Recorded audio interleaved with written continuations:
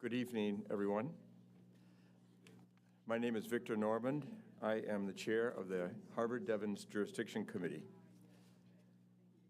The committee was established by the Select Board in Harvard in 2018 and charged with gathering information with a focus on preparing a plan for the resumption of jurisdiction by the town of Harvard over its portion of Devens. This presentation this evening is the next iteration, if you will, of that plan. We're also taking an opportunity to provide some background information and context for the plan that we're working on, recognizing the fact that not everyone has been following Devens for the last 40 years, and that there are many people in the community who know very little about Devens or who have forgotten a great deal. The members of the committee are here, and many of them will be presenting this evening. We have a long agenda, and which Paul will show in 1 second. And we'd like to get right to it. So our first speaker this evening is Lucy Wallace, who's a member of the committee, former select board member, planning board member, and the keeper of all institutional memory of anything Devens. And tonight you'll be exposed to that. Lucy? Let's see. Can you hear me? Thank you, Victor. And those of you who have been around for the last 40 years also know about Devens, so feel free to correct me if I'm wrong. But anyway, little background. When Harvard was incorporated in 1732, there were 5 villages, one of which was Shabakin, which is located in the northwest corner, well, if you can see it on the map, northwest corner of Harvard, and it is bounded on the west by the Nashua River and on the north by the previously known as Groton Junction community, which had a rail line, 2 rail lines going through it. Shabakin comprised about 20% of the town of Harvard, and it supported farms, orchards, and had one of Harvard's small schools. In 1917, with the World War I mobilization ongoing, Camp Devens was established, and they picked this area because of the major rail hub that existed, this line going west towards upstate New York and south towards Worcester and down into New York. So it was a really key area for them to take. They took about 5,000 acres from Air, Harvard, and Shirley. And like I said, most of it was Shabakin. In 1930s, after World War I and before World War II, the Army was again thinking about needing to militarize, and they've changed Camp Devens to Fort Devens. And at that time, they took additional acreage in Lancaster, so now the fort was about 9,300 acres. After World War II, Fort Devens became the base for several Army battalions, as well as the Army Security Agency Training School. As a federal enclave, the towns had to cede all their municipal authority to the military. However, the underlying town and county boundaries were not changed. In 1992, Fort Devens was slated for closure under the Base Closure and Realignment Act, and then in 1996, the base formally closed. So, what did we do? In 1992, the Joint Boards of Selectmen was formed. The 4 town boards of selectmen got together and decided they would begin to plan for a conversion to civilian use. As communities being impacted by the closure, they were entitled to have federal funding to help with this transition. At the same time that the towns were getting together to think about what to do, the state had some ideas on what to do too. And some of you might remember there was a proposal for a second major airport or regional airport to augment all the traffic at Logan. There were citizens groups were formed, people fought against it, and it was abandoned. So then Governor Weld issued an executive order saying that the state land bank, which was the precursor to mass development, would take over the redevelopment of Devens and thereby get the federal funding that the towns would have gotten to help with the reuse. At the same time that the JBOS was formed, the planning boards also got together and thought, we need to have a plan, we need to have zoning in place for when the Army leaves. And we want it to be compatible with our own ongoing zoning and master plans that we have in the surrounding towns. And so they were beginning to work on that. One of the residents of Shirley, Herman Field, some of you might remember that name, was on their planning board, and he was a member of the Boston Society of Architects. He suggested we pull them in. They always look for big projects to get a lot of people gathered to consider possible solutions. So with the assistance of the Boston Society of Architects, a steering committee was formed, of which I was a member. I was on the planning board, and I represented our planning board on it. And we pulled together a 3-day charrette in April of 1993. Because of the involvement of the BSA, we were able to get other professional organizations engaged. So we had engineers, architects, planners, economists, landscape architects, and a lot of community members also. So altogether, about 150 people participated in this 3-day endeavor.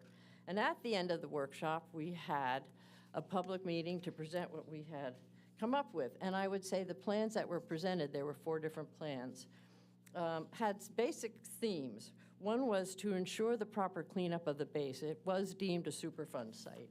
Another was to protect its natural resources. There's a high-yield aquifer underneath Devens, and also there's the National River Corridor.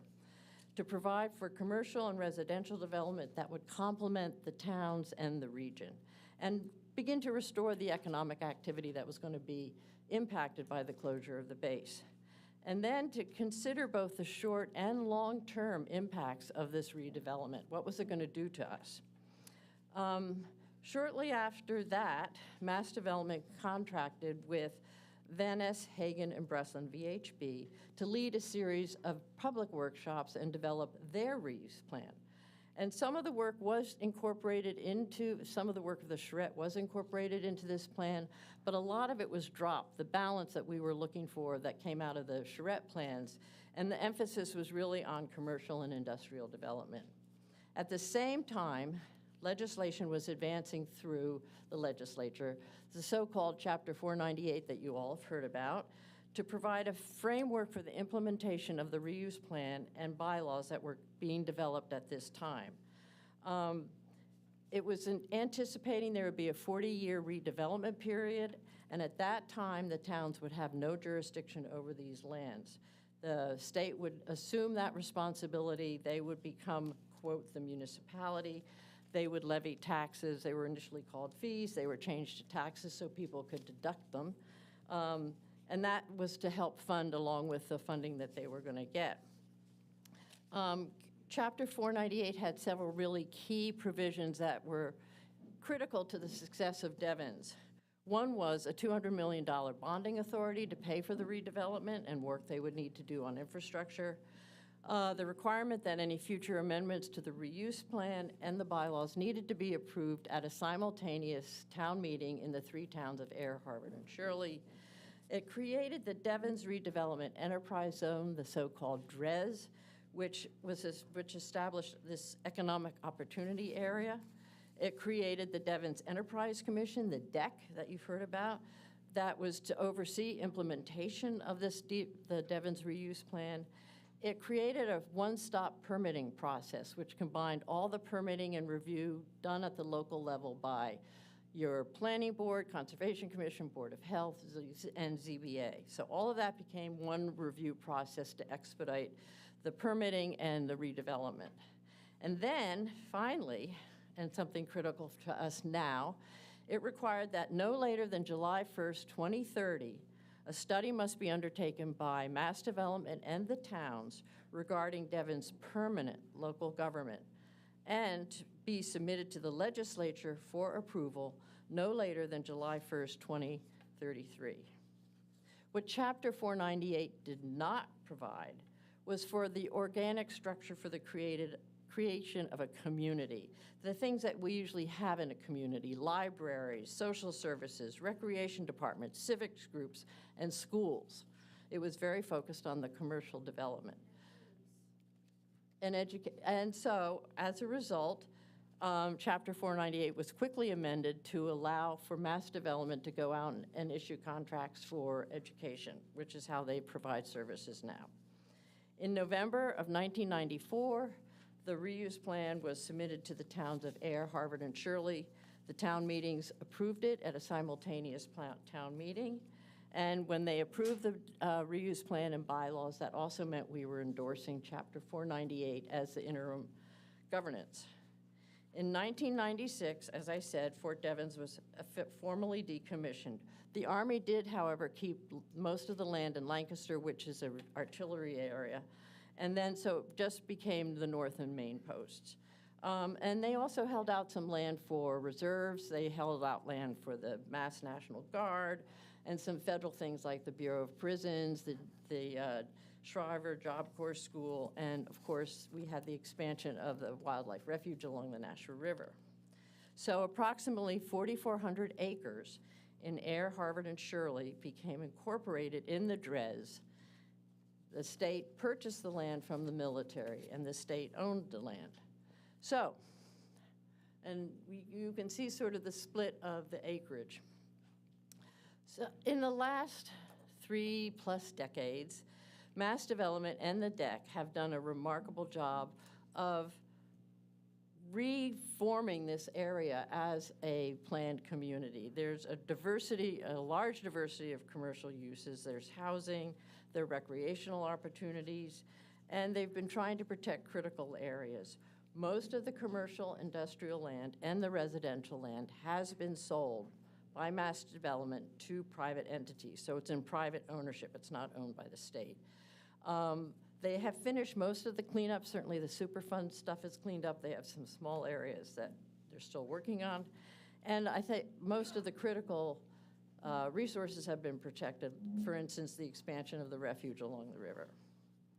Now, what you can see on that chart is, and this is important to remember, approximately 16% of Harvard is in the DRES. And no, 16% of Harvard. You're jumping the gun, sir. 60% of the DRES is within Harvard. And key elements of the DRES within Harvard are a substantial amount of commercial development, such as Bristol-Myers Squibb, Commonwealth Fusion, and New England Studios. There's also significant residential development. There's in 3 neighborhoods, Walnut Elm area, which is the old officers' quarters, Bates Almond, and then Grant Road, which is where a lot of new development is happening. There are recreational areas, Mirror Lake and the Red Tail Golf Course. And of course, there's protected land, again, the refuge along the river. So to reiterate, 60% of the DRES is within 16% of Harvard. Reincorporation, while a challenge, presents an opportunity for Harvard to resume jurisdiction over all of its lands. More of that impact will follow. And if you would like to see afterwards, I do have a copy of the printout from the charrette, and I also have a copy, it's rather beat up, of the Devens reuse plan. Happy to share it with you. Okay. Thank you, Lucy. So, and next topic that we'll be discussing is housing, which has recently been renewed interest in increasing the supply of housing. John McCormick will speak to that. I'll just mention that housing was really, in 1996, there were several thousand units of housing on Devens. None of it, virtually none of it was deemed appropriate to rehabilitate. Most of it was contaminated environmentally. 120 units were preserved and have been reused. There's a number in the reuse plan, 282 units of housing, and I haven't found anyone who really knows how they got that number, but there it is. Needless to say, that's all changed, and there's lots happening with respect to housing right now, and I'd like to ask John McCormick to come up and talk about that. Sure. Thank you, John. So,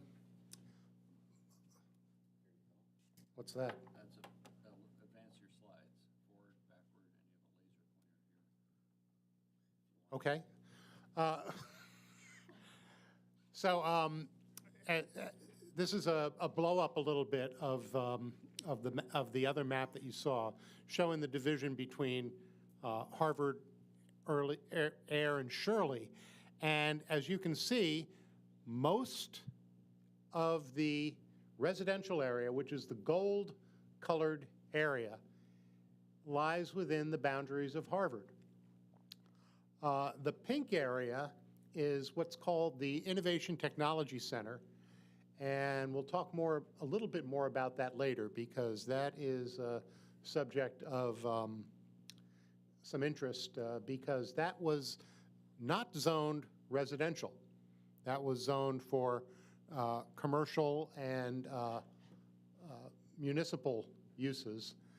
So the gold area surrounding it, as Victor mentioned, there were 120 units of military housing that was repurposed. As you can see, you've got the Walnut Street, where is it? Here. A lot of this was officer housing. You've got Alman and Bates Streets over here, a lot of NCO housing. And most of this is in Air. All of this is in Harvard. All of this also is in Harvard. And this is, the grant housing is where a lot of the new development has been. The other area where you've had a lot of new development is down here in Cabot and Adams Circle. Now, as Victor mentioned, there was 120 units of military housing. Another 138 units have been built. Additionally, the cap on housing, the 282-unit cap, was lifted last year. And so now all of the gold area is subject to redevelopment as residential, but the pink area is not. The neighborhoods that currently exist, we have, as I mentioned, Walnut, Elm, Bates and Alman were the repurposed military housing. We have Cabot Street and Adams Circle down here, which is new housing. Emerson Green, which is a large new housing area here. There was also a senior development that was created in Shirley that has 58 units of senior housing, which is actually outside the residentially zoned area, but there was a special Supertown meeting to approve this in Shirley. So when you take the 282 units that were approved or that were capped in the reuse plan, and you add the additional units that could potentially be put in Adams Circle, down here, Grant Road up here in Emerson Green, and further down Grant Road, as well as rezoning of the Innovation and Technology Center, which could include up to 400 units, which would include Vicksburg Square and the former Bachelor Officers' Quarters. We're looking at as many as 882 units to be placed in Devens, excluding the Shirley Meadows. Yes. Bedroom count on those units? Is it 2 bedroom? Hasn't been determined. Hasn't been determined. The zoning that exists, as you can see, is mostly, almost all of this is single-family housing or duplex. There are some, I think there's one sixplex unit. Most of Grant housing, the Emerson Green includes some duplexes as well, and they are putting in an apartment building there as well. But there is not a lot of multifamily housing. There is a Grant Road neighborhood zoning exception, which would allow larger densities up to 7 units per acre, or I'm sorry, 26 units per acre. And a lot of that is being planned for Grant Road. But as far as Adams Circle, that's all going to be single-family and duplexes. So the zoning changes would require either a legislative action or a super town meeting to rezone the Innovation Technology Center, that red horseshoe that you see there. And as I pointed out, most of what is Vicksburg Square is in the town of Air. A little bit of it is in Harvard. All of these green areas, which are already available for redevelopment, are in Harvard. The BOQ area would also be in Harvard. That would be over in this region here. So last year, the legislature chartered a housing working group, and that working group gave their report out in May. And what they recommended was to create a mixed-use village center in what was the Innovation Technology Center District, with a focus on missing middle housing types, smaller footprint, age in place, market rate and deed restriction affordable units, which currently there is a 25%, so 25% of the housing that is being built at Devens right now needs to be affordable. They're talking about perhaps reducing that requirement for the ITC. Reuse of the buildings there, which include the BOQ and the Vicksburg Square, and permit housing over the remaining 40 or more developable acres of the Innovation Technology Center. So you've got Vicksburg Square, you've got the BOQ, you've also got another 40 acres there that are developable. So the working group made their report, and currently Mass Development has contracted with consultants to provide 3 different types of assessments. Actually, one of them is the regional school district needs is being done by a combination of Harvard and the Air Shirley school districts. They are updating the needs based on, and Katie will be talking to you about that in a few minutes. Looking at the traffic and parking impacts, as well as the engineering assessment for the reuse of the existing buildings. Once these consultants' assessments are completed, and there's currently no firm date for that, they're also contracting with a firm to provide community engagement. And they will be, Mass Development and this contractor will be scheduling in coordination with the towns 2 or more public hearings on the recommendations, and will then draft zoning changes for a super town meeting to be held simultaneously in Harvard, Air, and Shirley. And the 3 towns will vote on accepting these zoning changes or not.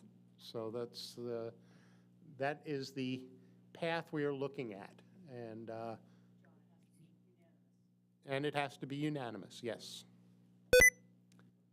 So with that, I am going to turn it over to Katie.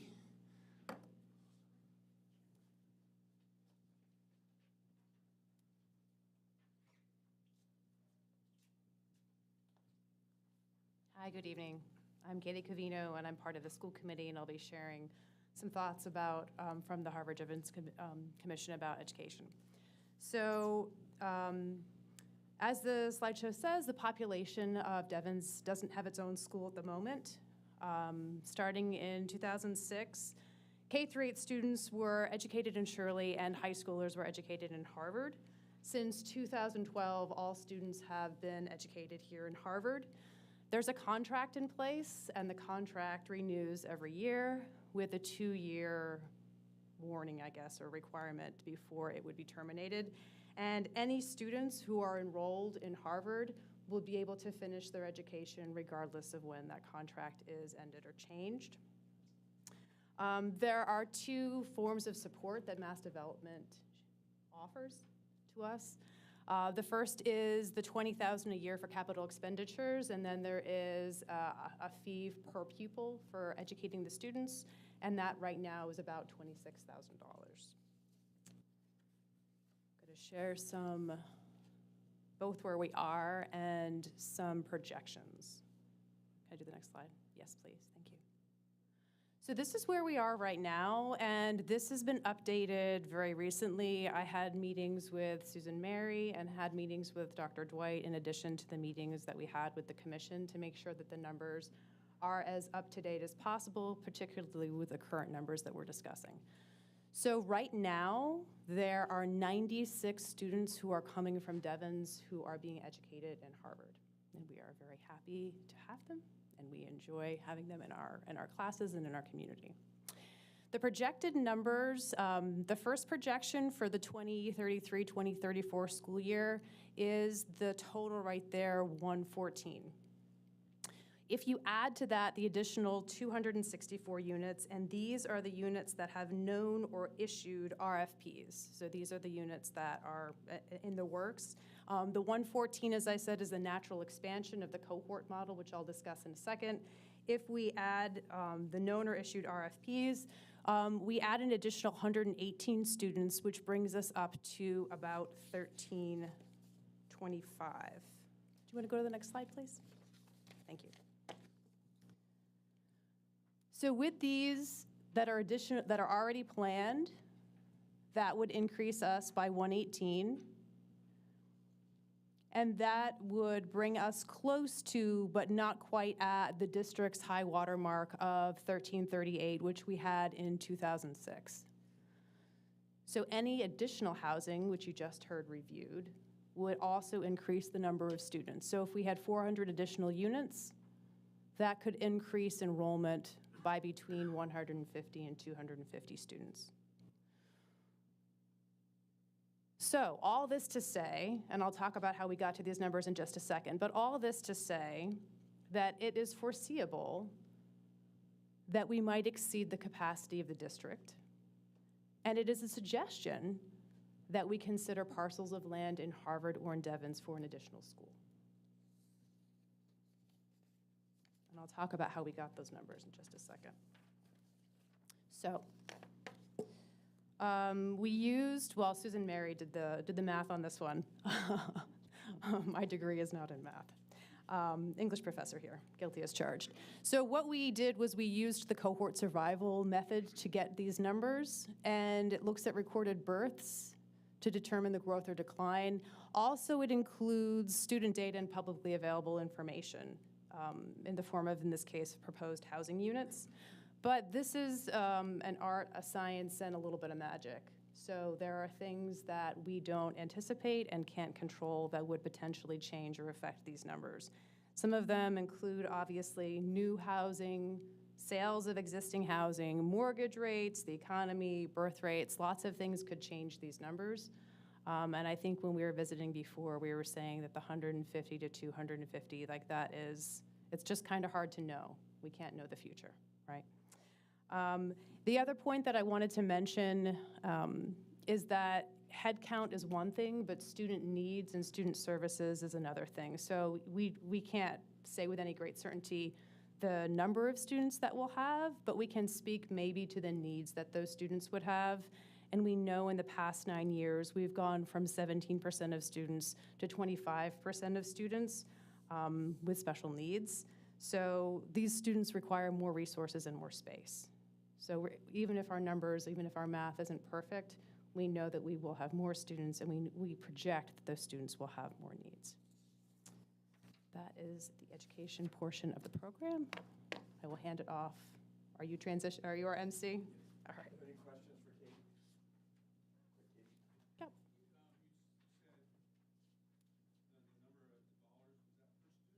Yep. The 20,000 is total. That's for, and the 26,000 is per pupil. You indicated that certain housing types change your model in terms of occupancy or anticipated students in the future. So which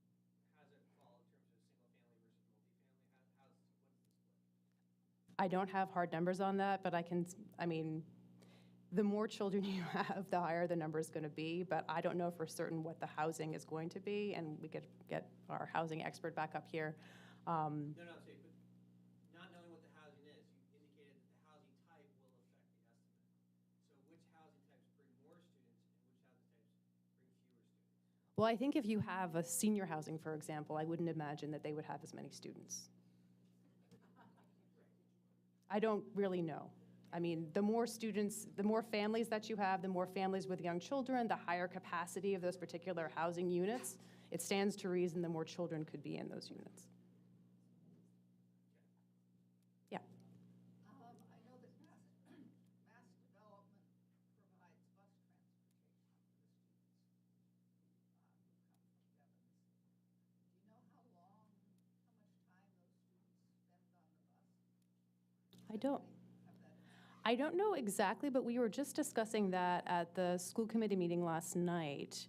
And I think that they try to keep all of the bus rides around 30 minutes or 45 maybe for Devens. Okay. I don't think it's any longer than that. Yep. I think you said that there was a figure of 1338 was the historic number of students. Yes, from 2006. I want to validate the assumption. Is that also the number we're using for the capacity? Okay. And I think, as I said, this needs of the students now and the space required by those students might exceed the capacity sooner. Yep. Is there any possibility that Devens would have its own school system? I think, Is it always going to be too small? I don't know. I would hope that they would continue to come here and we would continue to be able to support them. And just one other, because early on, I guess the elementary students went to Sugar. Is that a possibility? I think right now, the majority of the students who attend are very happy with the arrangement. Everything that I've heard seems to indicate that all the students would like to continue coming to Harvard.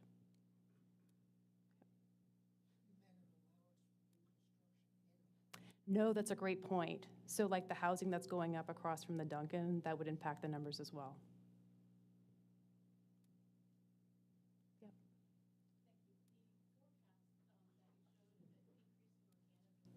Yeah. Yeah.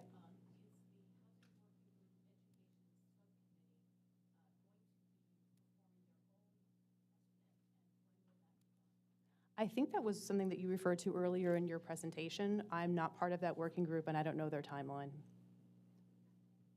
They haven't met yet?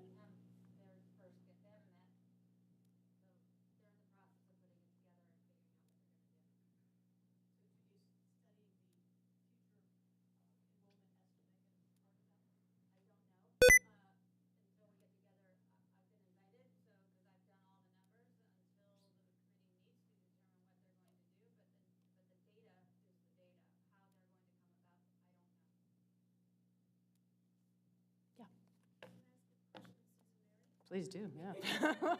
I'll pass the mic. Once again,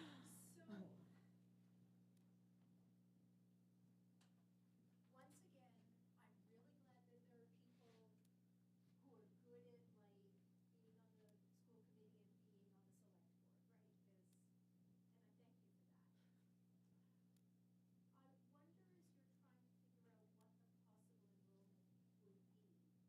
be, could one stop and look at like the new development down before you get to Old Town Fresh to see, because those are small units, right? But I see lots of kids getting off the bus there. And I just have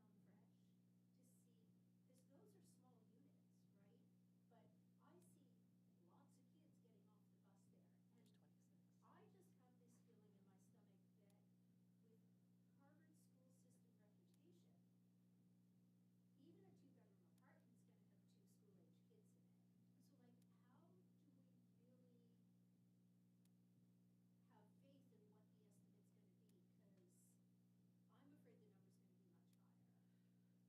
After 5 years, the model does start to break down, right? Because what we know is the number of births before 5 years from now, they're going to hit kindergarten, right? So we know kind of the pool. A one-bedroom rental unit in another town may drive less students than it would here in Harvard, for sure. However, Harvard's student population has shrunk quite a bit. Devens has remained steady.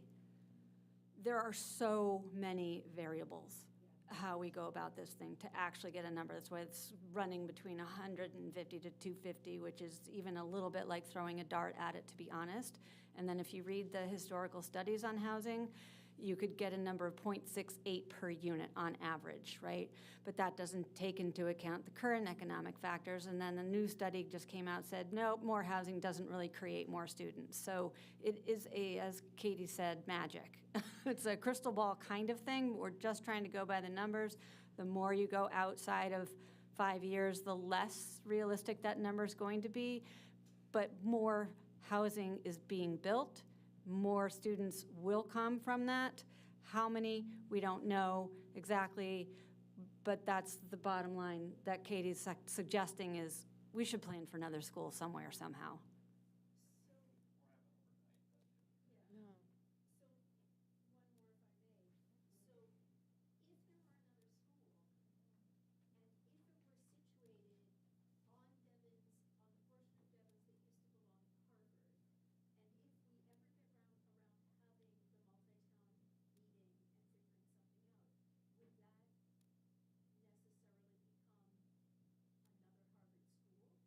I don't know. What I think we need to do is start looking at it from a regional perspective of where are all the students going to go? What are all the students involved? There's plenty of capacity at Ayer Shirley High School as well.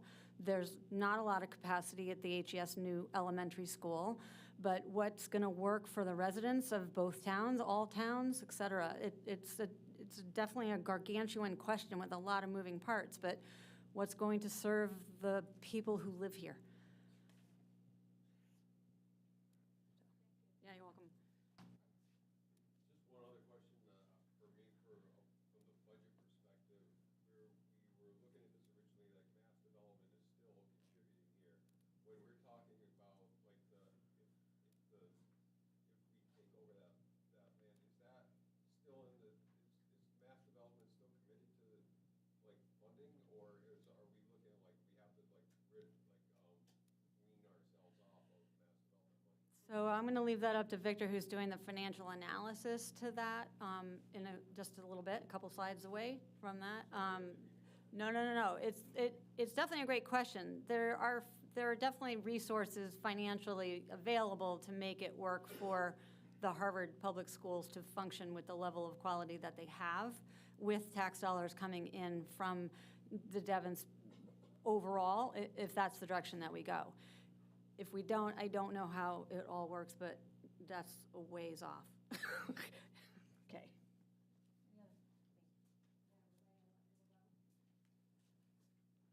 Okay. You can't talk about housing without talking about education, and what it costs to educate children is a big factor in any town, especially a town like Harvard.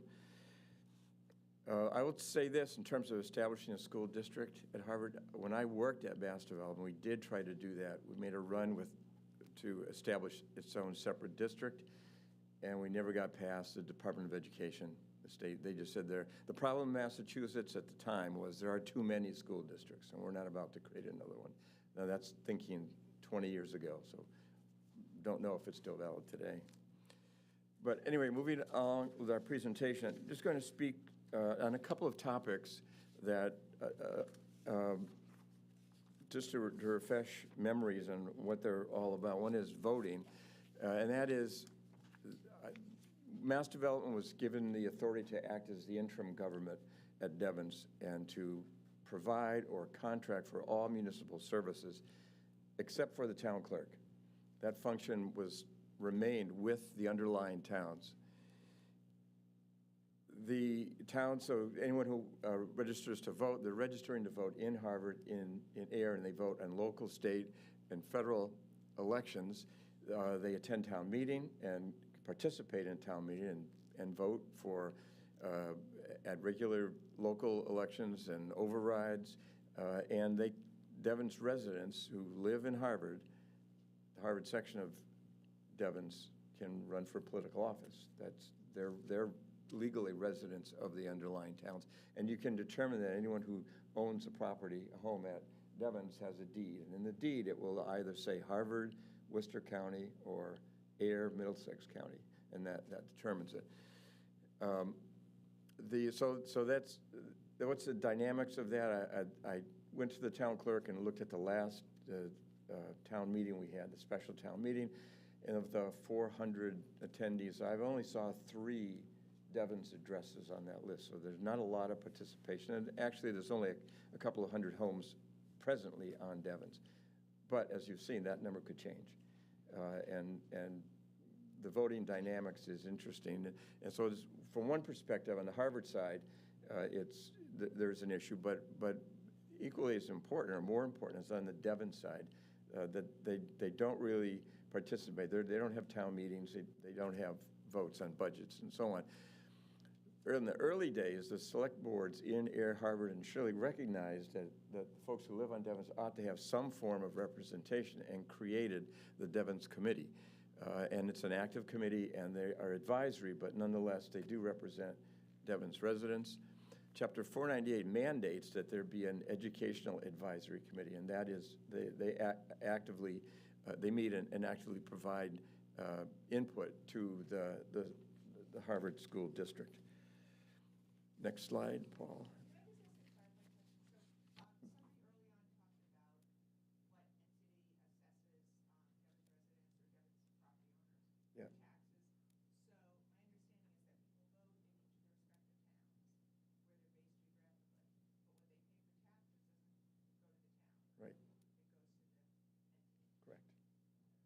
That's correct, and I'll get into that in a great deal of detail shortly.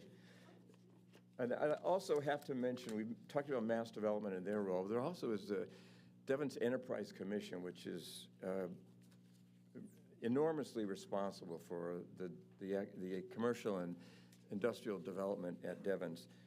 And it's a concept that is available to any city or town in the Commonwealth, but is hardly ever used, and that is unified permitting. The Devens Enterprise Commission is the Planning Board, the Board of Appeals, the Conservation Commission, the Historic Commission, and the Board of Health. They do perform all these functions rolled up into one approval. So once an applicant, an industry, submits their proposal to develop property at Devens, the Enterprise Commission has set 75 days as the approval process, and they often beat that number. It's extremely attractive to industry trying to locate, especially in rural areas or non-urban areas. They cover only Devens. They're self-supporting. From their fees, they support their own activities, and they've actually accumulated a substantial reserve. So if Harvard were to resume jurisdiction, those 5 functions would be taken care of by the Enterprise Commission. They would not fall upon Town of Harvard to staff those services. This committee, the Harvard-Devens Jurisdiction Committee, along with the Devens Jurisdiction Framework Committee, have also seen the benefit of unified permitting and the role of the Enterprise Commission, and no one proposes to change that going forward, except the board right now are all gubernatorial appointments, and the recommendation is that going forward, as current terms expire, that on a scenario where the towns have resumed jurisdiction, that the membership on the Enterprise Commission would be replaced with local folks. Any questions on that? Okay, now we get into my financial analysis. Oh, I'm sorry, I got ahead of myself.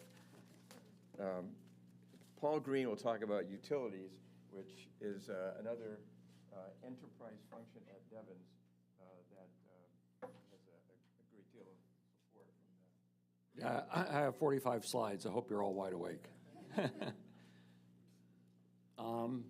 So because Devens Utilities was owned and operated by the Army for a long time as one base, without regard to the town boundaries, when they went to build sewer lines, water lines, gas lines, electric lines, they pretty much ignored the town boundaries.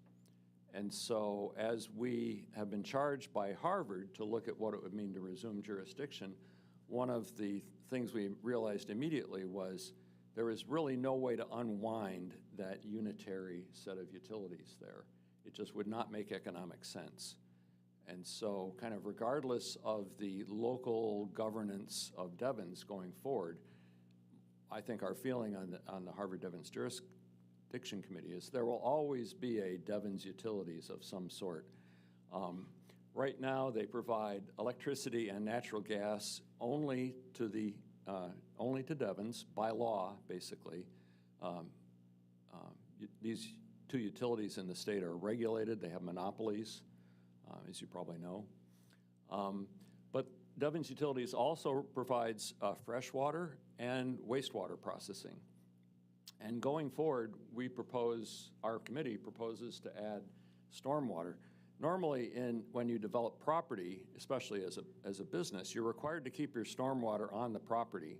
This was deemed not feasible for the rail and industrial area, and so mass development has retention ponds and things, and that water can be and is piped to those retention ponds. So somebody's got to pay for the upkeep of that, and we propose to move that to Devens Utilities. I must say, I'm using the term Devens Utilities as if it was one entity.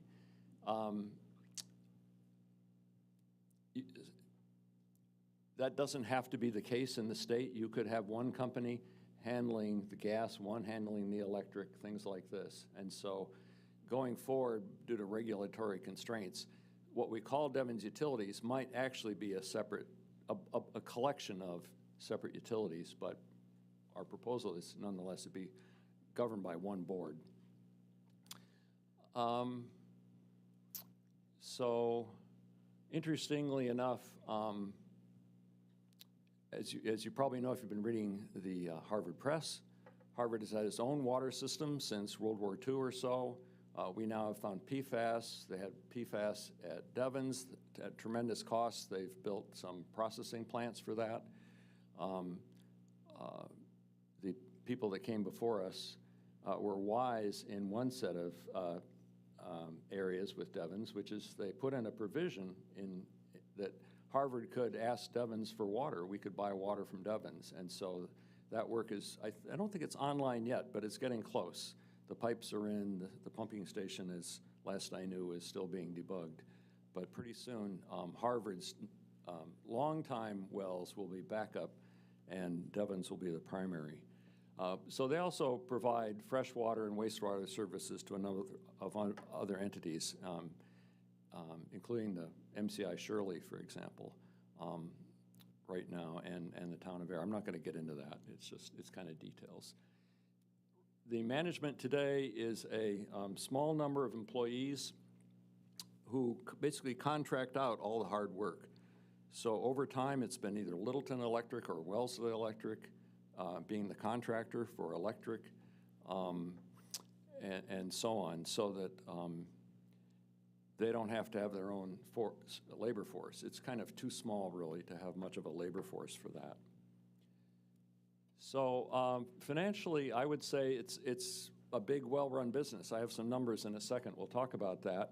Sales are way up for electricity, in part because people like Little Leaf Farms. They're growing the lettuce you guys buy at the general store under artificial light, 24 hours a day. And we have Commonwealth Fusion out there who, no doubt, when they start running their tokamak, will be drawing a fair amount of power. So, and I'll get to the rates in a minute, but their rates are below rates from, say, National Grid, who serves Harvard today. When you run a gas or electric plant or some of these others, you're required by law to have reserves, which is basically money in the bank in case we get a Hurricane Sandy or, some catastrophe. Because if you didn't have those, you'd basically have to go back to the ratepayers and say, you like that electricity? Well, send us some more money. So the reserves are a way to avoid sending a due bill to the customers. There's really two kinds of utilities in Massachusetts. One is the typical investor-owned. As they say, it's a monopoly. It's regulated by the state. They're guaranteed a return on investment. The other is a municipal utility. And back in the progressive area, progressive era, 100 or so years ago, Harvard had the option, which it didn't exercise, to have its own municipal utility, which, in my humble opinion, is too bad. But Devens is unique because it is essentially a state-owned and state-operated municipal utility. It's one of a kind. Chapter 498 is kind of vague on what happens to the utilities going forward. My view today is that it should be a matter of discussion and negotiation like every other element of 498. So I thought about putting up the whole income statement, but unless you're familiar with bookkeeping and things, your eyes would glaze over. But the point of this is to show sort of what in the green column here, whoops, wrong button. In the green column here, they, as of June 30th, 2025, so the year ending last June, they had sales of $8.2 million of natural gas, and it cost them $7.5 million to buy that, so that's a 9% margin. Electric, Over what time period? 1 year. June 30th, 2024 to June 30th, 2025. Electric sold $30.5 million, cost them $25.5 million. That's a 17% margin. And then there's water and wastewater. Smaller numbers, but better margins. So, you know, that's not chump change. That's real money. The balance sheet basically shows kind of, like I said before, what you have in the bank, your total assets, the value of all the installed equipment, and your bank accounts and everything. And liabilities is what you owe. When Bristol Myers Squibb showed up and said, we want to execute a contract with you to guarantee you can always sell us a certain amount of water, right? It was basically reserving a certain amount of Devens water capacity. They realized that the water just doesn't go anywhere after it gets used. It goes back in the sewer system, has to be treated. And so Mass Development's floated a bunch of bonds to go build a state-of-the-art treatment plant. And so that's some of the liabilities here. So net assets minus liabilities is $52 million, another big number. Now here, I talk about some of the rates. So here are the electric rates, which are done per kilowatt hour, the gas rates per therm, which is just a kind of a made-up unit of, so we can talk about gas. So basically, at Devens, you're paying 14 cents a kilowatt hour. In Harvard today, if you have a heat pump, you're paying 31 cents under our community choice aggregation plan. So if you're with the default Harvard plan, if you don't have a heat pump, you're paying 35 cents. If you've opted out of the CCA, which you're allowed to do, then you're paying 36 cents. So that's not too shabby, right? Half price, less than half price. Similarly, on natural gas, National Grid has two rates. One is if you heat your dwelling with gas, one is if you don't. But either way, Devens beats the pants off that. And you might think, well, why? How do they pull this off?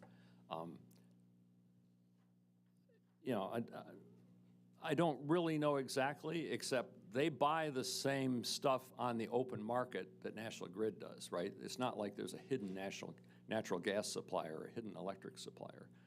I have a guy who's been doing this for a long time. He's very good at it. They don't always get it right. When natural gas prices spiked a few years ago, they went and locked in those high prices because they're afraid to go higher, and then they went down again, right? So it's a little bit like playing the stock market or something. You want to buy low and sell high. Once in a while, you end up buying high and selling high, in this case, or maybe selling low. I think part of it is they just don't have as much overhead. Yeah, it's a small number of employees. They don't have a high-paid president. They don't have a lot of equipment. They have contracts for that. So that cost on the previous slides gets to, that's what, some of that cost is what they're paying Littleton Electric these days, or their Littleton Electric, or their gas contractor, water contractors, things like that.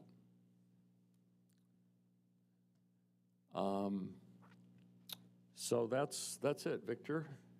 Any questions on Devens Utilities before I step down? I mean, I would hope that we could sneak through a provision in, when we get the successor to 498 that says Harvard could join Devens Utilities and get those nice rates, but we'll see how that works out. Tim?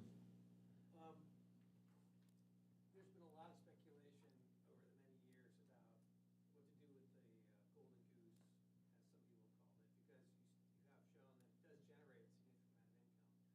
And I understand the utility is supposed to retain that income, again, capital improvements, infrastructure repairs, and just liquidity, so they can operate as a functional business, even though they're not really a business.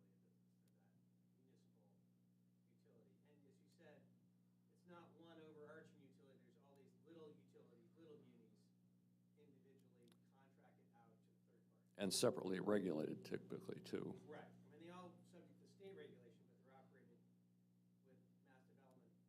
There really is no president and CEO of the utility. It'd be the president of mass development, basically, yeah. My big concern or question is that, it looks like, at least my fear was 10 years ago when we were talking about this, that it was something that could be peddled off by mass development as a property or ownership or equity because it was developed by the state under mass development to create this thing, and it was a tangible thing, even though, as you said, it is intertwined between the three communities and difficult to unravel. So it's always been my concern that gets sold off and then privatized, basically, Sure, sure. to the highest bidder. Well, National Grid could buy it for a fat number Right. to buy the electric utilities and vice versa. So my view on that, and this is me now, not HDJC, is that the boards of selectmen, or the select boards of the three towns, would be wise to write a letter that was all the same, or joint, or whatever they want to do it, that basically says, we insist that the disposition of Devens Utilities be part of the overall negotiations. Basically, and get mass development to commit to that, so they don't, at the last minute, sell it off to, one of the regulated monopolies in the The state. biggest concern, as you show, is that you get double the cost for electricity, basically, if not more, for people outside Devens, because you're paying whatever retail rates from National Grid, that's our zone. Littleton Electric has some of the lowest rates in the state as well.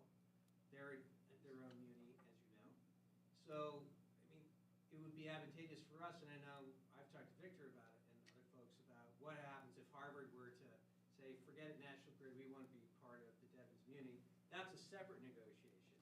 But I think in terms of preserving the value and making the properties that have been developed to continue to be attractive to businesses, it has to be a low-cost utility operator. Yeah. It can't be privatized. We've seen that it goes the wrong way every time, and no one benefits except for a handful of shareholders. Yeah, let me rephrase that in my words, because that's a really important point. What Tim is saying is that one of the reasons that businesses locate to Devens is there's available land, there's a 75-day permitting process, and there are utilities in the ground in front of your property, right? And so once the DEC approves your plans, you can go into construction, and you don't have to lay gas lines or bring in electric or do any of this, right? It's very fast approval process. And the fact that the gas and the power is low is another factor, right? Because any business worth their salt is going to buy one or the other or both. And so we'd be crazy to, how do I want to put it? We'd be crazy to approve a plan that just put all those at market rate, which is where they'd certainly go if they went to, say, National Grid, no doubt about it.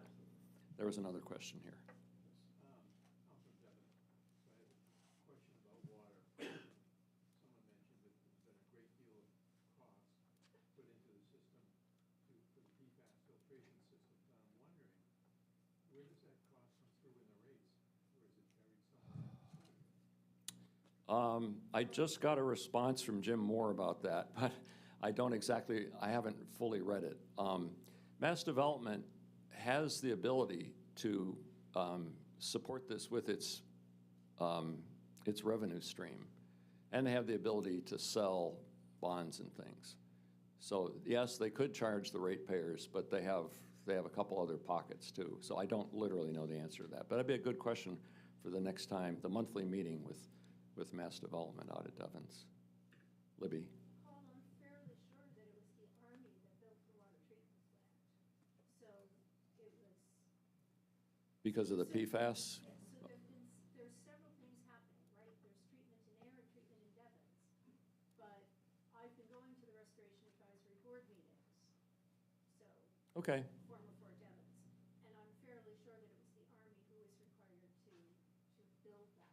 That would be entirely appropriate. I don't know the model. I think they had to upgrade it as part of the decommissioning, It's part of the because rest, it was yeah. part of the contamination they Yeah, had. yeah, so I know that I'm about 92% sure the Army built the plants. I don't know what the continued cost of who's responsible for the continued maintenance to keep those plants running? Yeah, I don't think it's material to this meeting, but it makes total sense, right? The Army has been on the hook for all the cleanup costs, just so everybody knows, right? You're only paying that through your federal income taxes. It's not, you don't get a literal bill. So Post-it note for later, and I mean this, but what if 25 years down the road, additional contamination is discovered, who's responsible? Post-it note, we're not discussing it now. You'd have to read the Superfund legislation. Victor's next, and this is the part you've all been waiting for, I'll just say.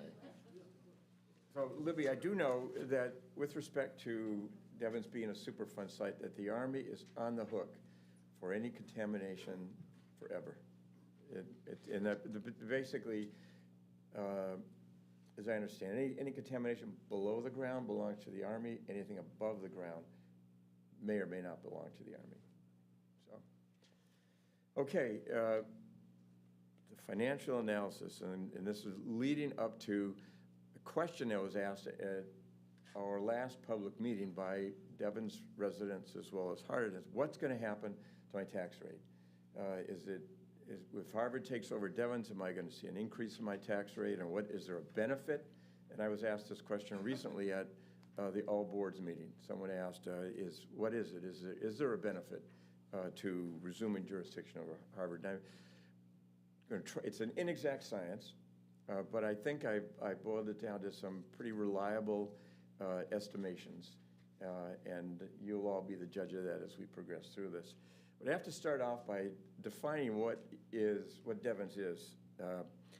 As it says up there, it's a special purpose economic development district not governed by a municipality, and that's a very important thing to understand, that although much of what Mass Development does is similar to what would happen in any municipality. They fill out forms, they assess using the same methods that any city or town uses. They are not obligated to that because they are not a municipality. And as we progress through this, you'll see that. And they derive their authority to be a non-municipal district by virtue of Chapter 498 as it has been amended. Okay, another aspect of Devens that must be pointed out initially that, again, will bear on how this financial analysis progresses is that Mass Development on Devens has municipal revenues, municipal expenses, and then redevelopment revenues and expenses. And although they are two distinct functions, and Harvard is only a municipality, many municipalities do have redevelopment authorities associated with them, mostly larger cities. Mass Development does not keep track of exactly of their revenues and expenses by virtue of them being either municipal or redevelopment. Particularly on the expense side, they're really commingled in any analysis they present. They're not required to separate them out, and they don't. And to some extent, I don't think they could easily do that for some of their functions.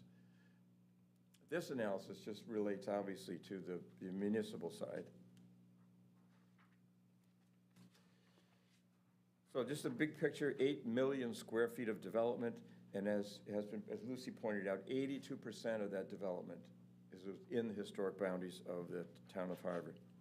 206 existing housing units, and again, 175 are in Harvard, 31 in Air, 58 senior apartments in Shirley. One component you need to understand or need to come to grips with is having a budget in order to set a tax rate.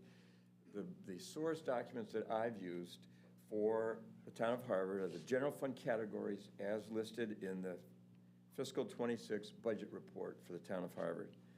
The budget for mass development are provided through financial statements for fiscal 26, not separated between redevelopment and municipality. Now, so the next, you need a budget and you need assessments. And the assessment figures that I have for Harvard are the current fiscal 26 assessments. For Devens, I have fiscal 25 assessments. They have not produced or made available to the public the fiscal 26 assessments. The source document for determining this is the Department of Revenue tax recapitulation forms that every city and town completes and submits to the Department of Revenue by December 31st, the calendar year. As of today, Mass Development has not submitted their full tax recapitulation sheet. So as far as the Department of Revenue is concerned, Devens does not have an accepted, approved tax rate for fiscal 26. Now, again, they're a non-municipal district. They don't have to do that. But they have done it. Since 2008, they have done it. Estimated receipts, however, have been submitted by Mass Development for Devens for the fiscal year 2026. Now, estimated receipts, in order to come up with the tax levy, you take your budget and you subtract your revenues, other revenues, and the balance ends up being your tax levy, what you need to raise from your tax base. There are two other major differences in taxation between Devens and Harvard. And the first one is personal property tax. Personal property tax is a tax on tangible, movable property not permanently affixed to real estate. The tax is levied only on businesses. As a non-municipal district, Devens does not assess or tax personal property. There's no language in Chapter 498 that gives them the power to do that. They just don't have to do it because they're not a municipality. However, when Devens becomes a municipality or is joined to another municipality, they will be mandated to assess and collect personal property tax from all the businesses at Devens. So the benefit that those businesses have enjoyed will eventually not be there. Now, as we progress, any questions as we go along, feel free to ask them. Yes? So personal property tax, as I know, is like for our cars. So what would it be for a business then? Is it the old capital of the thing? It would be tangible, movable property not permanently affixed to real estate. Desks and chairs, computers, all that is considered personal property. And every city or town is mandated to assess them and tax them, except for Devens. The other major difference is property tax classification. There are 4 classes of property taxed: residential, commercial, industrial, and personal property. The law allows residential property to be taxed at a different rate than commercial, industrial, and personal property. It's called a split rate, and many communities do this. And the effect in most communities is to shift the tax burden from the residential tax base onto the commercial tax base. Harvard effectively does not do that. If you look at the tax rate for Harvard, it's actually reverse of what I just said. Harvard taxes residential property 2 cents per thousand more than commercial and industrial property. And the reason that Harvard does that, and Stu will know why, that is how the tax benefit to low-income seniors is provided, by raising, I think this year, $33,000 by taxing residential property 2 cents higher than commercial property. That's the exception. At Devens, in 2025, and again, I have a question mark next to 26, 2025, the residential rate was $12.55 per $1,000 worth of valuation. For commercial property, it's $17.27. So commercial property taxed at a factor of 1.37 times the residential rate. And every year, communities who do use classification determine what that split will be. Is there a question? I think the other piece was we didn't really do a split rate because we also wanted to protect the farmlands. Right. The major consideration in many rural communities. Okay, now, these are important ratios that I've used. 82% one you've heard. So if Harvard, the assessed value of all the real estate on Devens, 82% of it is in Harvard, then Harvard should derive 82% of the revenue from all that real estate and incur 82% of the expense. It's a blunt instrument, but it's pretty accurate at the end of the day. The next ratio, 29.3, is basically judging the size of the communities based on assessed value or the developed real estate. So Devens is about 30% the size of Harvard based on all the assessments of property, residential, commercial, industrial. The next number I mentioned previously, the 1.3 times, is the current rates that's applied to commercial and industrial property for the purpose of taxation, and I use that in this analysis going forward.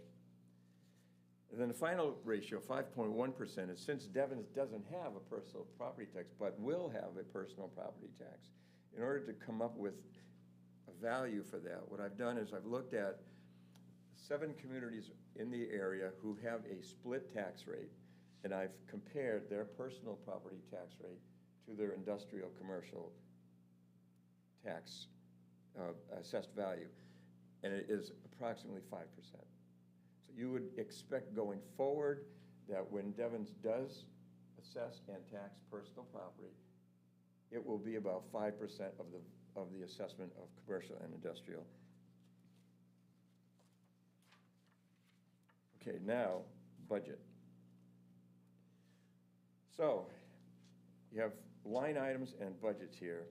The Devens budget is fiscal 26, provided by Mass Development, and it is for Devens as a municipality and Devens as a redevelopment authority. They're combined.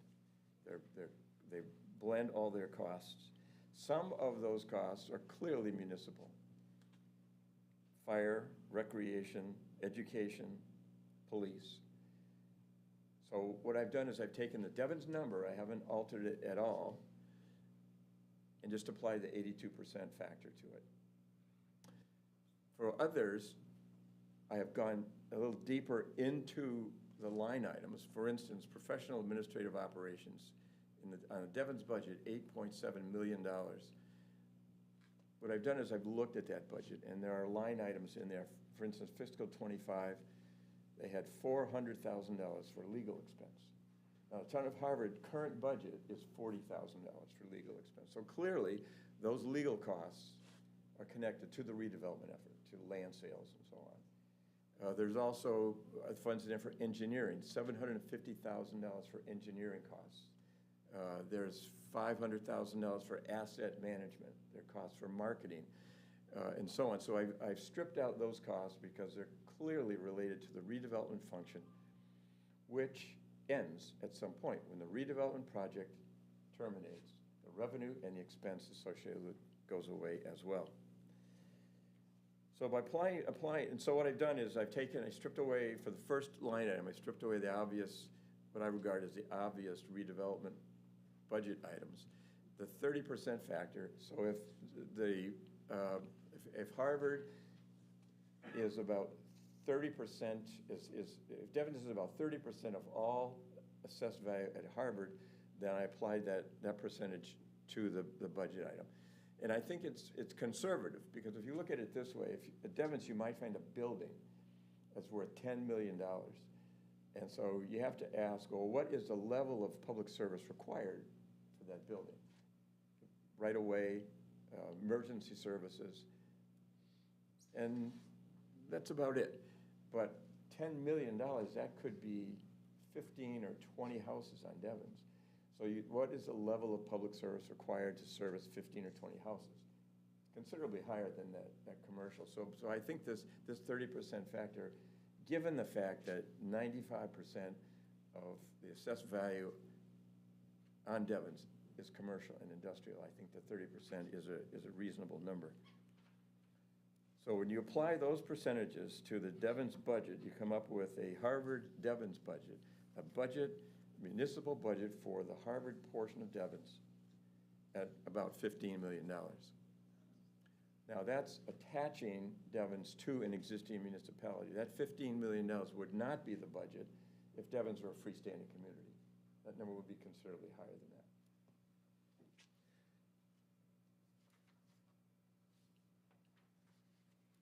So now the other component we need to get to our tax rate is local receipts, fees, and so on.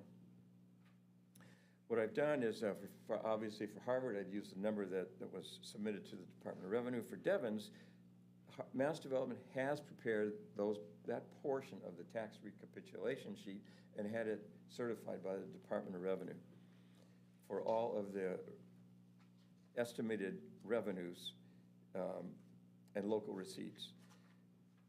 I've looked at that sheet and I subtracted local expenses that, again, I identified as belonging to the redevelopment side and not the municipal side.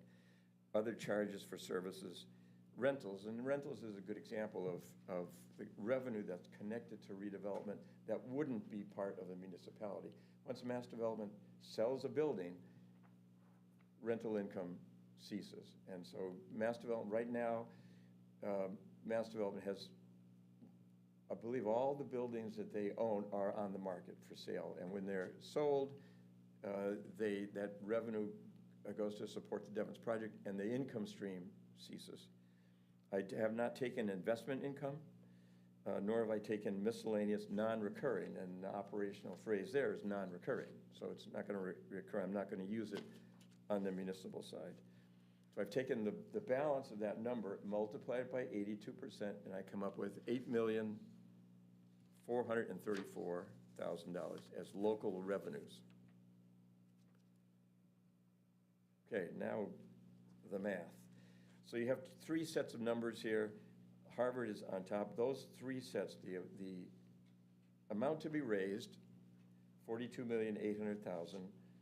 Local receipts, $12,704,000. And the tax levy for Harvard, the current fiscal year, is $30,136,000.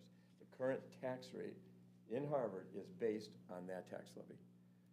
So now I've added the Devens budget to the Harvard budget, and I've subtracted the revenues from that budget to come up with a tax levy for the Harvard portion of Devens at $6.6 million, for a combined tax levy of $36,745,000. So that's the amount of money that needs to be raised from the tax base, from the assessments. And that's what the tax rates need to be in order to raise $36 million. The combined Harvard-Devens tax rate would be $12.26 per thousand. Commercial, industrial, and personal property would be $16.87. And those rates obviously would apply to Devens. So you can, the current Harvard and the current Devens tax rates are listed below. So you can see the Harvard residential tax rate would drop substantially. There's somewhat of a decrease for the current Devens tax rate. Commercial and industrial tax rates at Devens would drop. They would increase in Harvard. Notice there's a blank there for personal property. There is no personal property at Devens. So those would be the blended tax rate for a combined Harvard-Devens. And this is detail on how that $36,773,000 is raised. The top line are all the assessed values currently in Harvard, $1,901,000. The assessments for Devens for residential, commercial, and industrial are the actual assessed values for fiscal '25 times 82%.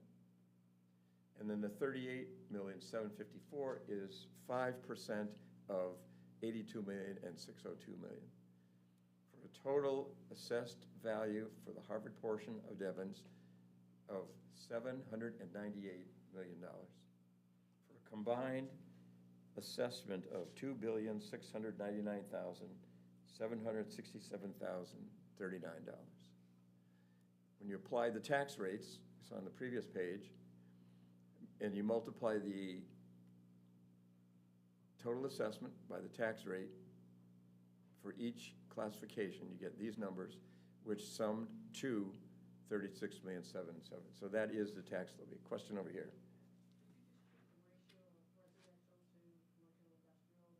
Yes, yes, that's correct. Libby. And that's given the current population of Devens this year. Population has nothing to do with it. Sure, your housing units. Well, yes, I'm sorry. Yes, in terms of the budget, Yeah. yeah, this is frozen in time. This is right now. Okay. So this is, on the next slide, I'll deal with that a bit. Yeah. Libby, okay? So, because you're using that 82% number, the rest of that tranche is air, is that correct? Substantially, The yeah. value? Yeah. The dollars that are left above the bar there? Right. So, exactly. So, And then the second part of that is, somewhere in the mix, you know, if you, there was a slide, was it 98 students that are currently attending? 96, yeah. 96, and at $26,000 a year from Devens, not $220,000 a year, that's about $2.5 million. So is that floating in the midst of that? Not that it changes the numbers much. No, I've used, the number I'm using for education costs is the mass development number, $3 million in the fiscal '25 budget. So I've just used that. Again, this is a snapshot in time. Because we won't get that when Mass Development is no longer providing that service. No, that's right. You won't, mass development is out of the picture. That Right. $3 million will come from the tax base, which is baked into these numbers. But our per pupil cost is not $26,000 a student, currently. That's top secret information. Yeah. Only the school department knows that, so. Okay, we'll talk about that later. But, All right, just making sure that there wasn't another, like, 5 or 10% that's floating around in there, that's. no, yes. Do any of the companies in Devens have deals that allow them to somehow not to pay taxes as part of Yes. the deal for their, to be there? Yes, there are very few.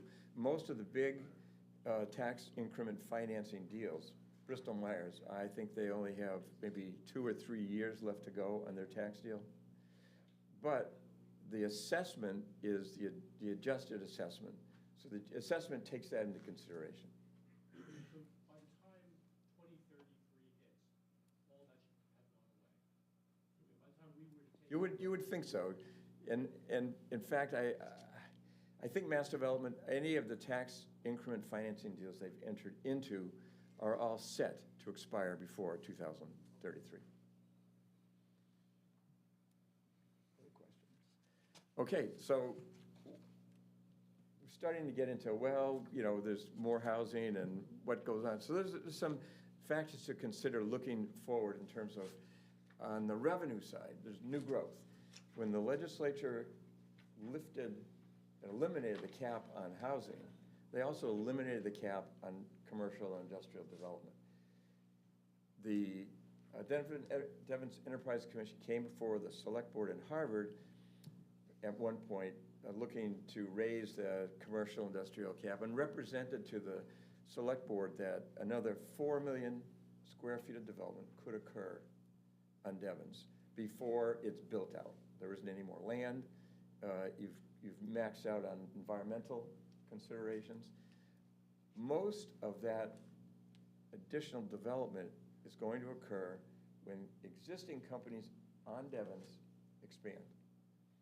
Typically, Mass Development will sell land to a company to build and allow them to purchase additional land for future expansion. That's been done many times. And so much of that new growth will be in the Harvard portion of Devens. Now, classification adjustment, again, that can be changed every year. So I think Kara's concerned about farmland being subject now to a different tax rate than residential property that can be accommodated through tax classification adjustments. Increased user fees, as Paul indicated, the big numbers there with respect to the municipal tax rate are revenues that are generated from water and sewer charges. And as Paul indicated, the margin on those are 51 and 40% respectively. So as the new growth occurs, so too user fees increase. So the other sources of revenue. So the point here is the revenue is not static at Devens. On the expense side, there is the cost of education. So in my very unscientific analysis, if it costs $26,000 to educate a kid, and the number is, right now there's 96 kids and 206 apartments, so that's half a kid per unit. That means that 26,000 is actually 13,000 per unit. And at these tax rates, at a $500,000 assessment, that generates about $6,000. So every kid costs $7,000. That's my back of the envelope number.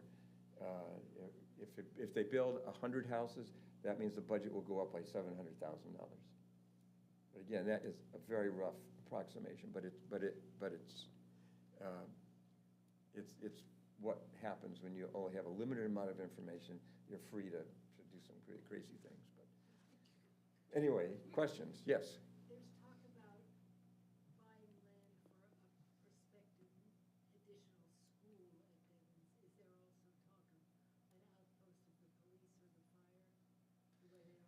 Well, one thing that we've done, and Susan Mayer is going to speak about it to the Devens Framework Committee, and for the past 18 months, every community, all 5 participants, the 3 towns, the Devens community and the DEC, we've looked at the different aspects of municipal service at Devens, and for the police department, how will we manage the police department? A police chief wasn't really concerned about having a police station on Devens necessarily. The Mass Development has just built a public safety building on the Harvard portion of Devens. That's an asset that would, the way 498 is constructed, at the end of the redevelopment project, if there are any assets remaining, they get divided among the 3 towns. So that public safety building would fall into that category of surplus assets that get divided. But those are all, again, really fine decisions that need to be made, and argue for working on the planning process for permanent government at Devens now and not 2030. Anyone else? Okay, yes. If there's developable land in Harvard, at the end of the development period, would that become Harvard's property? No. No, right now, all the buildings on Devens, all the unsold land are owned by the Commonwealth. Mass Development owns them. And their charge as the redevelopment authority is to maximize the value of those assets. So they sell land. You can't buy a piece of land on Devens unless you've got a use for it. So Mass Development would, at the end of the day, they would have disposed of all the land and buildings on Devens. Paul? 2 points. The earlier question, you talked about buying land for municipal use or maybe educational use. That wouldn't necessarily be a building. That could be recreation, right? We've been through that recently in Harvard. But we wouldn't necessarily have to buy it. It's really up to Mass Development to decide what to transfer it, what the transfer value would be. It could be $1. The other thing is, I wanted to make a point about the commercial and industrial tax rates. Homes don't tend to stay vacant very long. And so I would argue you don't get very many requests for a reduction in taxes on the residential base, right? You're going to sell your house, somebody else is going to move in, the taxes will continue. But if we have an economic downturn or Bristol-Myers pulls out and nobody wants their buildings, then by law, the owner of the building, which might not be Bristol-Myers, it could be a real estate company, can apply for an abatement because they basically say, we're looking at an empty building now. You can't tax us as if it were an ongoing business. And those of you who have been reading the local newspapers know that Boston has been going through this in spades because thanks to the pandemic, a lot of businesses have sent their workers home. Buildings that were full of office workers are now empty. And so Boston has had to rebate a lot of taxes on the commercial and industrial side. And as a result, to fund their budget, they had to raise taxes on the residential side substantially. I think it was like 14% or something like that. It was a huge increase. They asked the legislature for special disposition. The legislature basically told them to pound sand. So it's, you live by the sword, you die by the sword. That's my only point. Now, the good news about Devens is the industrial base is pretty diversified, okay? So it's not like they're all biotech companies or they're all little leaf farms or anything. Yes, John? Just a comment about the municipal use of land. It's my understanding that the land that the town hall in Shirley and their public works building and the middle school are all on Devens, and that Shirley purchased the land from Mass Development in order to build those municipal buildings. So that was one way that Shirley chose to deal with the fact that that land belonged to Mass Development, is they purchased the land. And the state police has jurisdiction outside the buildings on Devens land, and the Shirley police have jurisdiction inside the buildings. Yes. That first column, up to now, Harvard/Devens means the piece of Devens that is Yeah, in right. Harvard. So, and that's the projected tax rate using the analysis that you did. No, that's my mistake. That is the operational word there is combined. That is the combined Harvard and Devens. Let's call it a new tax rate based on the Yes, calculations that you provided. yes, yes, And that's comparing it to the two numbers below, which is the current. correct. Okay, Susan Mary, let's talk about the Devens Jurisdiction Framework Committee. Well, the numbers are always more exciting, and I promise you I don't have long, and thank you for your attention. I didn't introduce myself earlier. For those of you who don't know me, my name is Susan Mary Redinger. I was on the school committee of Harvard for a long time, and now I'm on the select board in Harvard. I also serve on the framework committee. I'm going to give you a little update on that. And I had the pleasure of working with Laura in the back on the housing study or put into play by the governor, the Housing Working Group study. So, all right, so the Framework Committee was established in 2019. Originally, maybe you've heard of it as the JBOSS. It was jointly attended by just the select board members of Harvard, Ayer, and Shirley, but it's expanded since then. It now includes representatives from Harvard and Shirley, as well as the DEC, as well as Devens residents, and Mass Development. The charge of the committee is to develop a process, I'm not going to read it all, basically for the plan, fact base and a planning effort, all to be done by July 1st of 2030, so that it's to be submitted to the governor and the legislature so that they can enact a permanent governance structure in Devens. So to that effort, the Framework Committee has been meeting. In the 25, we created a RFP for a consultant to help us with a real deep dive into the finances. Victor's done an amazing job, but there's still some things that are a little obscure to us and maybe we don't understand, but we want the consultant to be able to help us with what are we missing or what's not right about what we've assumed, and make sure everyone's on the same page of what are the costs of running Devens and providing the municipal services, so that whatever entity takes over is prepared to do so.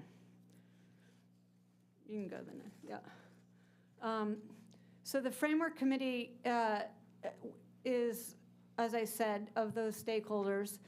What we've primarily been working on after the RFP was completed in April, all along, we've been looking at 19 elements that we all agreed on the Framework Committee that were things that needed to be considered and resolved before we could come up with a plan for jurisdiction. Those are the areas here, and looking at it, what the members are doing is each taking their own perspective. So Harvard is looking at it from if Harvard were to resume jurisdiction. AIR is looking at if they were going to have their historical lands back. Surely the same thing. What would it look like, each of those elements? Devens residents and are looking at it from what would Devens look like if it were its own town? What would it take to run Devens? And what would they choose to have in place for these 19 areas? The DEC is also participating in that and saying what its role has been, what it sees its role going forward. And then as well, Mass Development. So Mass Development did participate up until, there's a number, up until 22, thank you, and then stopped. And they felt that it was now not worth their time and effort necessarily to be there when it didn't need to be submitted, the plan and the report, until 2030.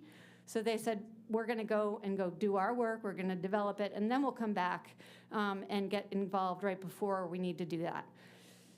So Harvard has taken the longer view and understanding that decisions that we're making today are contingent or could be impacted by what it looks like here in 2033. Do you want to build a new school or not? You know, how do you handle a lot of the capital things, fire stations, fire trucks that last 20 years? Are you going to need them or not need them, kind of thing? So with everyone looking at it from their own perspective, we've created a 19 matrix document. The next work that we're going to do, that we just agreed to, because we just submitted each party submitted what they would do, is we are going to look across each one and say, well, maybe there are areas that we agree on. Maybe all of the constituents agree the utilities should remain as an special district and run differently because of the interconnectedness of it all.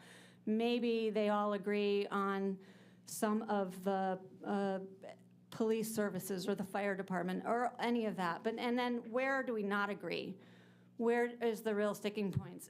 The dividing lines, the residential lines are separating neighborhoods right now in terms of the historical boundaries.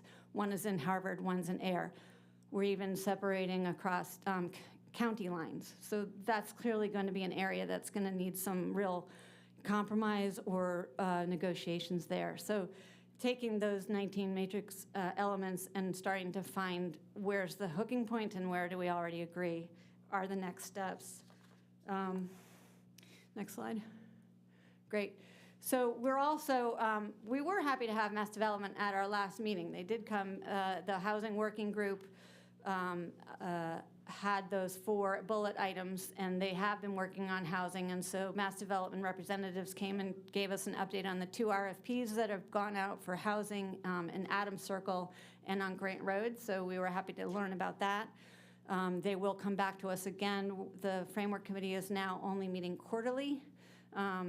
So we met in January. We'll then meet again in April and hope to have an update on the RFPs at that point. We meet in person, and we have another representative from the Framework Committee here, which is great, from Devens. We meet in the Ayer Town Hall on the second Wednesday of each month at 3 p.m. They're also available on Zoom if you'd like to follow us there. And then there is a website. You can go find all the documentation there, and the matrix submissions are there as well. But we continue to urge Mass Development to re-engage with us. We are hopeful that they would fund the consultant study for that we've have the RFP ready to go to get further understanding on the municipal finances, because the towns can't really afford to put that kind of funding into it. But we continue to urge them to attend. Questions? Yeah. Susan Mary, is there any, within the 19 action items you have there, are any of them devoted to access between the traditional communities of Devens and Harvard? Connections? Yeah, is that Yes. part of your group? Yeah, there is under, not community identity, regional services boundaries. It's definitely included in some of the conversations we're working on, connection points. Either there's 2 that we have identified, one on the railroad area, and then another one, yes, Old Mill Road.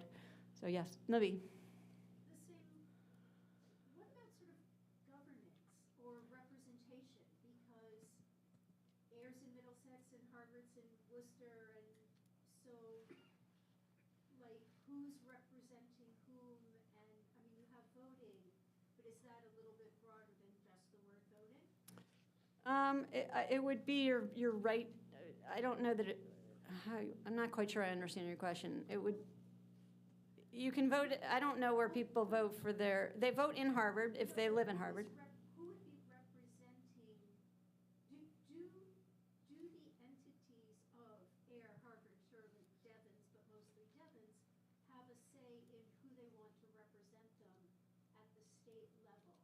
Like, they vote in Harvard. You know, state senator, yeah, they still vote in where they live. They go to that town to vote for any representative, whether it's the local, state, or national level. Represents the people who live in the Harvard portion of Devens, but who represents those who live in the Ayer portion of Devens? And is that a consideration? Talking about at the DJFC itself? No, the state legislature. Well, Senator Cronin is the representative for Shirley. Jamie is the representative for Harvard and Ayer. Is he here? Yes. And Dan does all 3. So that would change. Yeah. Can I ask you a question about housing? Because there's plans to add a substantial amount of housing. Yes. The term affordable was used. And a number of years ago, and I might have misremembered this, when Harvard was working to get its stock of affordable housing up to 10%, so that would be exempt from 40B, some housing was added in Devens. I remember my vague recollection was that it was termed affordable, but didn't actually meet the criteria for that. So therefore, it was increasing our overall housing stock, but not increasing the state-defined affordable for the 40B. Can you add any insights on that? I'm going to phone a friend. John, do you know the answer to that one? Can you speak to that? Why don't you come up here, John? Yeah, why don't you ask it again so that I can understand what you're asking? Oh, Lucy's going to. The history. When the reuse plan was adopted, they said 25% of the housing would be considered affordable. And Harvard presumed that meant meeting the criteria for 40B and how you calculate who qualifies for that housing. I remember Worth Robbins and I actually went to some hearings that the DEC was holding, because they said through regulation we're going to drop the ratios of percentages. So what we considered affordable per 40B was dropped from 25% to 20% at that time. And then they said the remaining 5%, I believe it was the remaining 5%, would be at a slightly higher, what people were beginning to term market rate, market force housing, I mean. And then the balance was going to be market rate housing. You meant So, moderate. hmm? Or meant moderate, not market. No, 75% would be market rate, the way a regular 40B project works. But the split for the 25% affordable, because we hadn't defined it in the reuse plan as equals 25% per 40B, DEC said, that's too much, we don't want that much affordable housing, so they changed the ratios. And there are different standards for what qualifies for, quote, affordable housing. I can And you can help get a to little the bit here. newest ones. Yeah, so 40B requires that 25% of the housing be below 80% of the ACI, which is the area median income, okay? AMI, right? So 80% of the area median income. Many places are using like 90% or 95%, still making it deed restricted, still making it a different level of affordability, but not necessarily at the 80% affordable.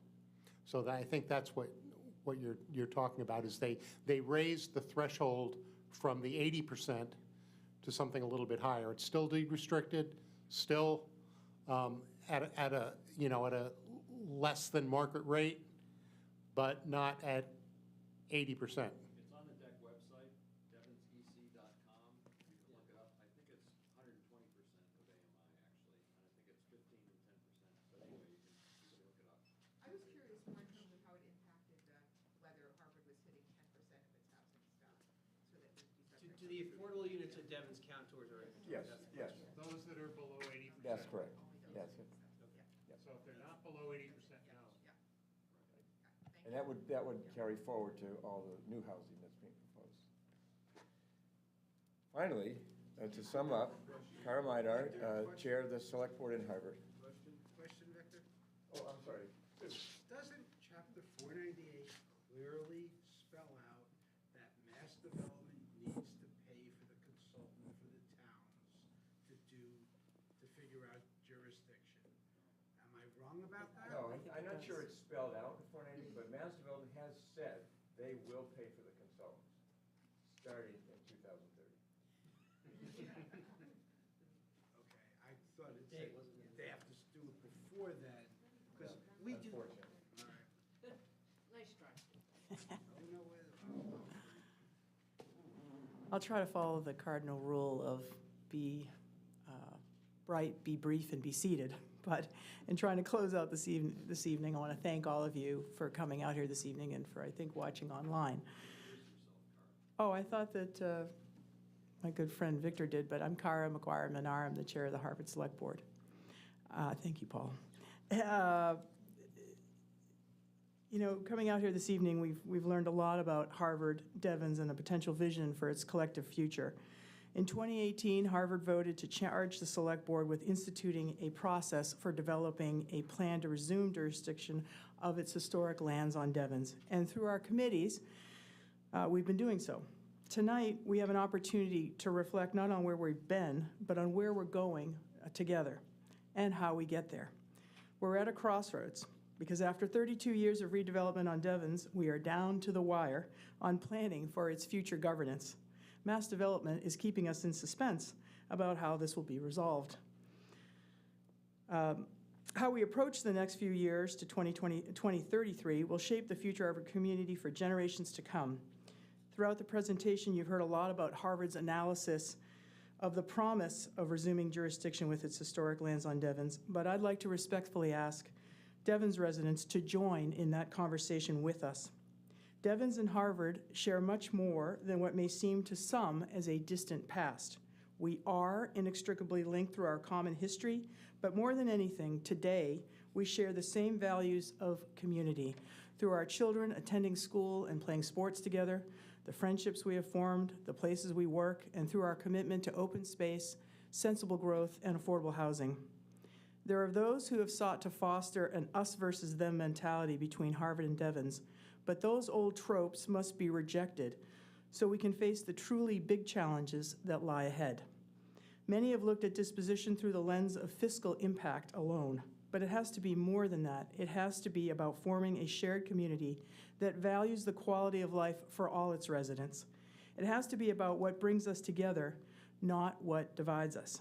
Some fear that Devens will lose its identity if we resume jurisdiction, and that is understandable. But Devens residents also have an opportunity to participate directly in democracy as a resident of Harvard, more so than they do as mass development determines their tax rates, their budgets, budget priorities, and their growth. Mass development is largely unaccountable to Devens residents. They can't be voted out. We welcome Devens residents to participate in Harvard, and we will be holding a select board meeting in the spring over at Devens. While mass development has done a very admirable job as the redevelopment authority on Devens, they should now pivot to future governance planning as their interim government role draws to a close in 2030. In considering disposition, a transition of this magnitude raises a number of social, political, and economic issues that demand deliberation, planning, and consensus building to ensure a positive outcome for all stakeholders. It can't be accomplished hastily. A smooth and successful transition can only be achieved by working together now and not waiting until 2030. We will continue to ask mass development to return to the table to plan for disposition, but the town of Harvard remains committed to working with our fellow stakeholders to find consensus in disposition planning regardless. In this moment, we have a real opportunity for a renewed commitment to a public planning process to drive our own future. It'll be critical for residents of Harvard and Devens to stay engaged and informed and to voice their concerns to the Harvard-Devens Jurisdiction Committee, as well as the Select Board and the Framework Committee. But I thank you all for coming here this evening, and I hope that you'll stay engaged on this topic. There'll be more to come. Thanks.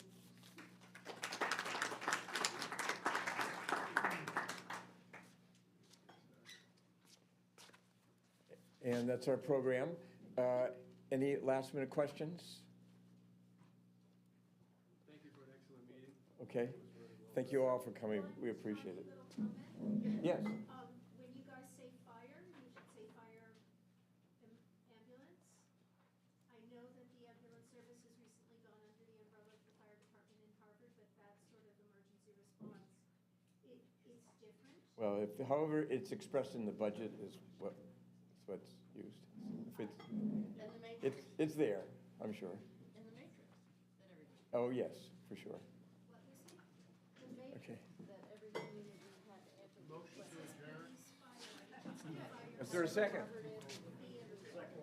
All those in favor say aye. All those opposed say nay. Without objection, the motion is approved unanimously. Thank you, Will. Appreciate this.